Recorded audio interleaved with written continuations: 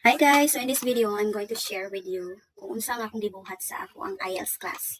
Okay? So para mahimong smooth ang imuhang klase sa imuhang IELTS class, duha ka tab ang imuhang i-open. Ang isa, para sa ipakita nimo ni student kay mag-share screen man ko sa ako ang klase. So mao ni ang makita ni student. Okay, just one moment. Ito ang adto ta sa unit 1. So mao ni ako ipakita ni student nga tab. Okay, for example, kini, Unit 1, Environmental Impacts of Logging.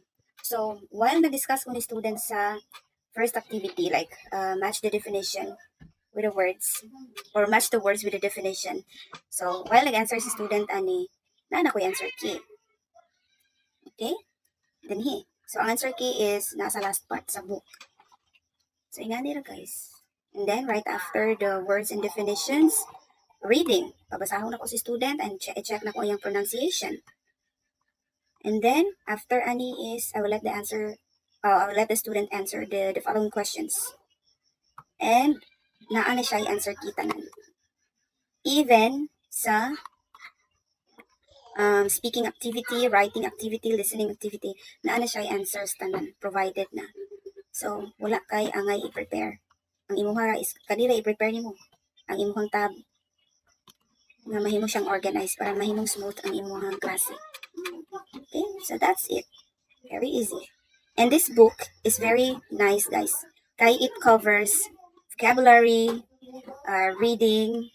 So, dinha sa reading, reading comprehension, kaya may questions right after. And then, mag-check po ka sa pronunciation. Right after, na word family. Like, for example, kani, word family. Nasa tayo, grammar.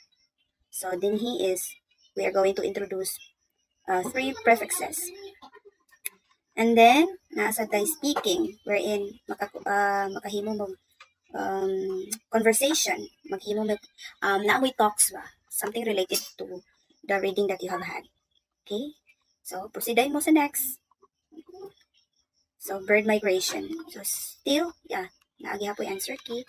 So, smooth read kaayo ang inyong conversation student. So, that's it, guys. So, that's how I prepare my computer or my tab for my IELTS class. Thank you for watching. Bye-bye.